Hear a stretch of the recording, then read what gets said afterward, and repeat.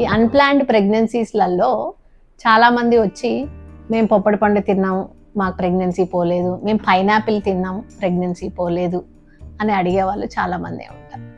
But studies are there. మీరు పొప్పడి పండు తింటే ప్రెగ్నెన్సీ పోతుందా, పైనాపిల్ తింటే ప్రెగ్నెన్సీ పోతుందా అనేది అది కరెక్ట్ కాదు.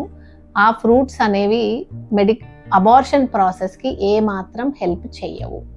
బట్ మన పురాతన కాలంలో ఉన్న రీసెర్చెస్ ప్రకారం స్టడీస్ ఏంటి అని అంటే,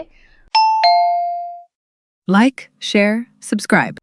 రా పపాయ అంటే పండని పపాయాలో కొన్ని ఉండే కెమికల్స్ వల్ల గర్భసంచి కాంట్రాక్టిలిటీ అనేది స్టిమ్యులేట్ అయ్యి అబార్షన్ ప్రాసెస్ అనేది ఇనిషియలైజ్ స్టార్ట్ అవుతుంది అనేవి స్టడీస్లో ఉన్నాయి.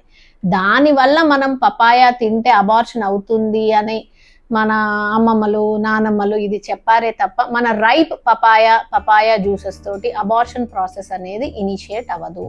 అండ్ పైనాపిల్ గురించి కూడా కొంతమంది అడిగే వాళ్ళు ఉన్నారు. పైనాపిల్లో కూడా బ్రోమోలిన్ అనే కెమికల్ ఉంటుంది.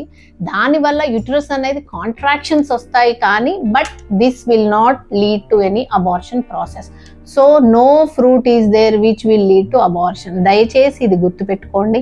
ఏ ఫ్రూట్స్ తిన్నా, ఏ medications and ayurvedic medications whatever it may be, ఇవి ఎంత మాత్రం గర్భసంచిని కదిలించి పిండాన్ని బయటికి పంపించే స్టేజ్లో అయితే ఉండవు. Only medicines that we give, that is mifepristone with misoprostol, that too in మేము గైడ్ చేసే డోసెస్లో వేసుకుంటే మటుకు హెల్దీగా అబార్షన్ ప్రాసెస్ అయిపోతుంది.